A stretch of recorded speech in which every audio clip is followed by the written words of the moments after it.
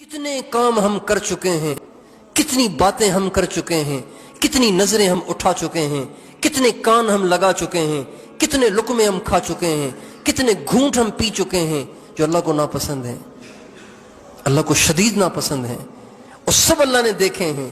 اللہ سے کچھ اوجھل نہیں ہے۔ انسان جب تنہا ہوتا ہے تو ادھر ادھر دیکھتا ہے، کوئی دیکھ تو نہیں رہا، دروازے بند ہیں کہ نہیں، کوئی دیکھ تو نہیں رہا، لیکن یہ کم بخت یہ نہیں سوچتا کہ ایک آنکھ تو ہر اوٹ کے بعد بھی دیکھتی ہے، ہر آڑ کے پیچھے بھی دیکھتی ہے، وہ اللہ کی آنکھ ہے۔ ہمارے نبی بیت اللہ شریف میں نماز پڑھنے آئے تو ابو جہل نے ہمارے نبی کو بہت برا بھلا کہا، بہت برا بھلا کہا، نماز سے روکنے لگ گیا اور بہت برا بھلا کہا۔ ابھی وہ نماز سے روک رہا تھا، ہمارے نبی کو برا بھلا کہہ رہا تھا کہ قرآن پاک کی آیتیں نازل ہو گئیں۔ افرأیت الذی ینہی عبدا اذا صلی،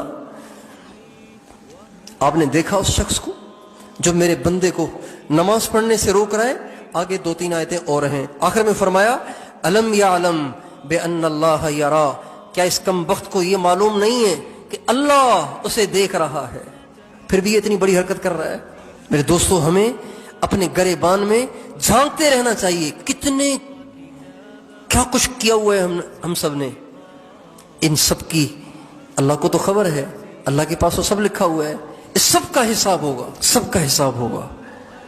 جس زمین پہ انسان گناہ کرتا ہے وہ زمین گواہ بن جاتی ہے، جن درختوں کے پاس کرتا ہے وہ درخت گواہ بن جاتے ہیں، وہ پتھر گواہ بن جاتے ہیں، وہ در و دیوار گواہ بن جاتے ہیں، انسان کے وہ اعضاء گواہ بن جاتے ہیں۔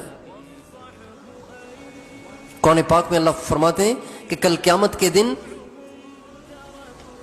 ایک بندے کو لایا جائے گا، اس کا اعمال نامہ کھولا جائے گا، اس میں تو بہت کچھ لکھا ہوگا۔ اللہ فرمائیں گے اقرأ کتابک کفی بنفسک الیوم علیک حسیبا، اپنے اعمال نامے کو پڑھ، کیا کیا لکھا ہے اس کے اندر۔ جب وہ سارا پڑھے گا تو اندر اندر میں تو وہ پریشان ہو جائے گا، یہ تو سارا ہی کچھ لکھا ہوا ہے، کچھ بھی ان سے اوجھل نہیں ہے، مگر وہ مکاری کرے گا، عیاری کرے گا اور کہے گا یہ تو غلط لکھا ہوا ہے، یا اللہ میں نے تو نہیں کیا یہ کام۔ تو بہت ساری باتیں تو ایسی لکھی ہوئی ہیں جو مجھ پہ بہتان ہیں، الزام ہیں۔ تو اللہ اکبر، اللہ بڑا قادر ہے، جب وہ زبان سے اپنے کیے ہوئے گناہوں کا انکار کرے گا تو اللہ تعالیٰ جن اعضاء سے اس نے گناہ کیے تھے نا، اللہ اس کی زبان پہ مہر لگا دیں گے اور ان اعضاء کو اللہ بولنے کی قوت عطا فرمائیں گے۔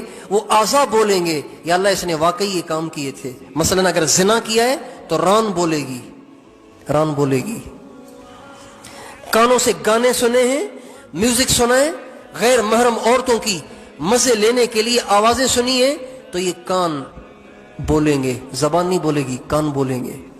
جب سارے اعضاء ان گناہوں کا اقرار کر چکیں گے جس کا اس نے انکار کیا تھا، تو پھر اللہ اس کی زبان سے مہر ہٹائیں گے، تو وہ کہے گا ہائے افسوس،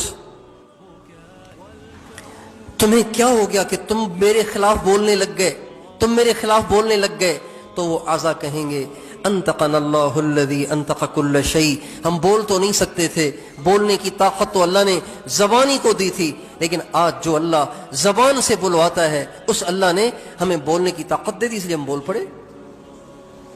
کتنی ذلت اور رسوائی ہوگی اس دن۔